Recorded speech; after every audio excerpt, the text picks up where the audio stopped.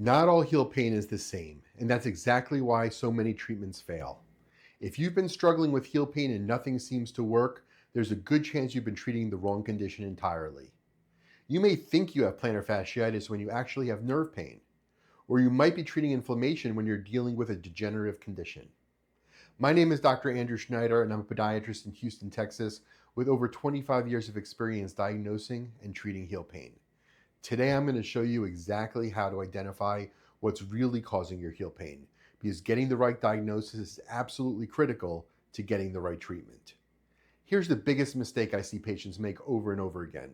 They self-diagnose based on what they've read online or what a friend told them.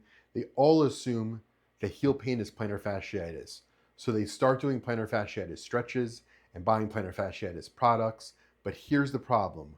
What works for plantar fasciitis won't help nerve pain. What works for acute inflammation won't help degenerative tissue changes. And what works for Achilles tendonitis definitely won't help fat pad syndrome. It's like trying to fix your car's engine when the real problem is the transmission. You can work on that engine all day long, but you're never going to solve the transmission problem. Before we dive into the diagnostic process, I want you to know that I've written a comprehensive guide about heel pain diagnosis and treatment that goes far beyond what we can cover here. You can get this guide completely free at www.heelpainbook.com. The information inside will help you understand exactly what questions to ask and what to expect during a proper evaluation. Also, please take a moment to like this video, hit the subscribe button, and share it with anyone who's been frustrated by heel pain treatments that just don't work.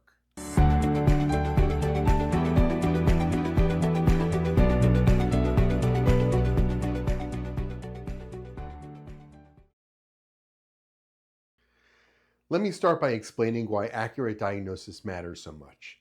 In medicine, we have a saying, if you don't know what you're treating, you can't treat it effectively. This is especially true with heel pain because the heel is a complex area where multiple structures can cause similar symptoms. The pain you feel might be coming from your plantar fascia, your Achilles tendon, a compressed nerve, inflamed fat pad, or even a stress fracture in the bone. Each of these conditions require a different treatment approach. Anti-inflammatory medication could help plantar fasciitis. It could actually make nerve pain worse. Stretching exercises that are perfect for Achilles tendonitis might aggravate plantar fasciitis. Orthotics that work beautifully for biomechanical problems won't do anything for stress fracture. This is why so many people get frustrated with heel pain treatment. They're not getting better because they're treating the wrong condition. So how do we figure out what's really going on? It starts with asking the right questions. These are the same questions I ask every patient who comes into my office with heel pain. First and most important question is, when does it hurt the most? This single question can often point us in the right direction immediately. If your pain is worse first thing in the morning, when you first step out of bed, or after you've been sitting for a while, that's classic for plantar fasciitis. The tissue tightens up during periods of rest, and when you suddenly put weight on it, you're re-stretching or even re-tearing that tissue. If your pain is worse with activity, like it starts mild but gets progressively worse as you walk or exercise, that's more suggestive of Achilles tendonitis or fat pad syndrome. If your pain is constant through the day and doesn't seem to follow any particular pattern, that might indicate nerve involvement or a stress fracture. If your pain is worse at night when you're lying in bed, that's often a sign of nerve pain or circulation issues. The second crucial question is, where exactly is the pain? I know this sounds obvious, but you'd be surprised how many people say, my heel hurts, without being specific about the location. The exact location of your pain is like a roadmap to diagnosis. Pain on the bottom of your heel, especially right in front of the heel, is classic for plantar fasciitis. Pain in the back of your heel, where your Achilles tendon attaches, suggests Achilles tendonitis. Pain deep in the center of your heel, especially when walking on hard surfaces, might be fat pad syndrome. Pain that radiates or burns along the inside edge of your foot could be a nerve entrapment. Pain that's more diffuse and harder to pinpoint might indicate a stress fracture. The third question is, what makes it better or worse? Does the pain improve with activity or get worse? Does it respond to ice or heat? Is it better in certain shoes? Does it hurt more on hard surfaces versus soft surfaces? These details help us understand the underlying mechanism of your pain. For example, plantar fasciitis often improves with gentle activity as the tissue warms up. Achilles tendonitis, on the other hand, often gets worse with continued activity. Nerve pain might be worse with certain positions or movements. Fat pad syndrome is typically worse on hard surfaces and better on soft surfaces. The fourth question is, how did this start? Did your pain come on suddenly after a specific incident, like a long run or a day of standing on concrete? Or did it develop gradually over weeks or months? Sudden onset pain is more likely to be acute inflammation that might respond well to anti-inflammatory treatments. Gradual onset pain is more likely to be degenerative, which requires a different treatment approach. Did you recently change your activity level, your shoes, or your work environment? These factors can provide important clues about what triggered your heel pain. Now let's talk about the physical examination. This is where we move just beyond talking about your symptoms to actually evaluating the structures in your foot and ankle. The first thing I look for is tenderness points. I'll press on specific areas of your heel and foot to see exactly where the pain is coming from. Plantar fasciitis typically causes tenderness right where the plantar fascia attaches to the heel bone. Achilles tendonitis causes tenderness along the Achilles tendon. Nerve entrapment causes tenderness along the path of the nerve. But here's something important. Sometimes the area that hurts isn't where the problem actually is. This is called referred pain. For example, a tight calf muscle can cause heel pain even though the calf itself doesn't hurt. The second thing I evaluate is your range of motion. How well does your ankle move up and down? How flexible is your calf? Can you bend your toes up towards your shin? Limited range of motion often contributes to heel pain. If your ankle doesn't bend up adequately, it puts extra stress on your plantar fascia. If your calf muscles are tight, they pull on your Achilles tendon and can contribute to both Achilles tendon pain and plantar fasciitis. The third thing I look at is your foot structure and mechanics. Do you have flat feet or high arches? Do your feet roll inward excessively when you walk? Are there structural abnormalities? Your foot mechanics plays a huge role in heel pain. Flat feet can cause excessive stretching of the plantar fascia. High arches can lead to poor shock absorption and increased pressure in the heel. Overpronation can cause both plantar fasciitis and Achilles problems. Sometimes I'll have you walk so I can observe your gait pattern. How you walk can reveal biomechanical issues that contribute to your heel pain. Now let's talk about when imaging studies are needed. Not every case of heel pain requires x-rays or MRIs, but sometimes they're essential for an accurate diagnosis.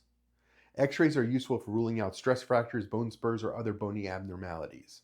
They can also show us the structure of your foot and any alignment issues.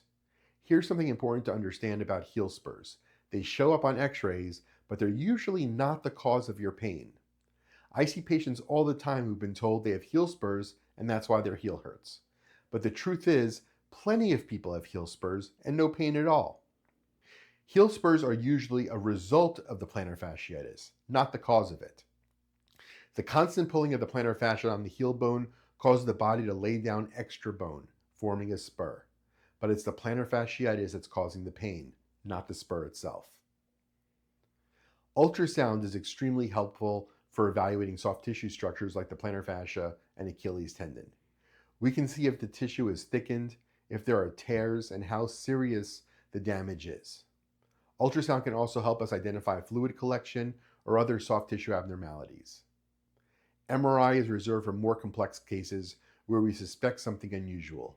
It gives us the most detailed view of the structures in your foot and ankle, including bones, tendons, ligaments, nerves, and soft tissue. Let me walk you through some common misdiagnoses and how to avoid them. The most common misdiagnosis is assuming that all heel pain is plantar fasciitis. While plantar fasciitis is indeed the most common cause of heel pain, it's not the only cause. If you've been treating plantar fasciitis for months without improvement, you might not have plantar fasciitis at all. Another common misdiagnosis is confusing plantar fasciitis with nerve pain. Both can cause pain on the bottom of the heel, but nerve pain often has a burning or tingling quality that might be worse at night. Nerve pain also typically doesn't follow the classic pattern of being worse in the morning. Fat pad syndrome is often overlooked entirely. This condition causes deep aching pain in the heel that's worse on hard surfaces. It's more common in older adults or people who have lost their natural fat padding under the heel. Achilles tendonitis can be confused with plantar fasciitis, especially when the pain is at the back of the heel where the Achilles tendon inserts. But Achilles pain is typically worse with activity, while plantar fasciitis pain is often worse with the first steps after rest. Here's why online advice and general recommendations only go so far. They're based on the assumption that all heel pain is the same. But as we've discussed, heel pain can come from multiple different sources, each requiring a different approach. Generic advice like stretch your calf or ice your heel might help some conditions, but can make others worse. Without knowing exactly what you're dealing with, you're essentially guessing at treatment. This is also why those one-size-fits-all heel pain products often don't work. The gel heel cups that work great for fat pad syndrome won't help plantar fasciitis. The arch supports that are perfect for plantar fasciitis might make Achilles tendonitis worse. Every foot is different. Every person's biomechanics are different. Every case of heel pain has its own unique contributing factors. That's why personalized evaluation and treatment is so important. Let me give you some examples of how the same symptom can have different causes. Let's say you have morning heel pain. Most people would assume this is plantar fasciitis, and often it is. But morning heel pain can also be caused by nerve entrapment that's worse after lying in certain positions all night. It can be caused by Achilles tendonitis if you sleep with your feet pointed down. It can even be caused by circulation problems that are worse in the morning. Or let's say you have heel pain that's worse with activity. This could be Achilles tendonitis, but it could also be a stress fracture, fat pad syndrome, or even plantar fasciitis in some cases. The point is, symptoms alone aren't enough for an accurate diagnosis. You need a comprehensive evaluation that looks at your symptoms, your physical examination findings, your biomechanics, and sometimes imaging studies. Here's what a proper evaluation should include. First, a detailed history. Your doctor should ask you when the pain started, what makes it better or worse, where exactly it hurts, what treatments you've already tried. They should also ask about your activity level, your shoes, your work environment, any other factor that might contribute to heel pain. Second, a thorough physical examination. This could include checking for tenderness points, evaluating your range of motion, assessing your foot structure and biomechanics, and possibly watching you walk. Third, appropriate imaging if necessary. Not every case requires x-rays or other studies, but if there's any question about the diagnosis, imaging can provide crucial information. Fourth, a clear explanation of what they think is causing your heel pain and why. You should leave the appointment understanding not just what you have, what caused it, and how the recommended treatment addresses the underlying problem. Finally, a personalized treatment plan. This should be based on your specific diagnosis, your activity levels, your goals, and your preferences. It shouldn't be the same generic protocol that's the same for everyone. Here's something else that is important. If the initial treatment isn't working, your doctor should be willing to reconsider the diagnosis. Sometimes what looks like plantar fasciitis initially turns out to be something else. A good doctor will adjust the treatment plan based on how you respond. I also want to address something I see frequently: patients who have been to multiple doctors and have gotten different diagnoses. This can be incredibly frustrating, but it's not necessarily a sign that doctors don't know what they're doing. Heel pain can be complex, and sometimes the picture becomes clearer over time. What starts as acute plantar fasciitis might develop into chronic degenerative changes. What initially looks like Achilles tendonitis might turn out to have a nerve component as well. The key is finding a doctor who takes the time to really understand your specific situation and who's willing to adjust the diagnosis and treatment plan as needed. So what should you do if you're dealing with heel pain that hasn't been properly diagnosed?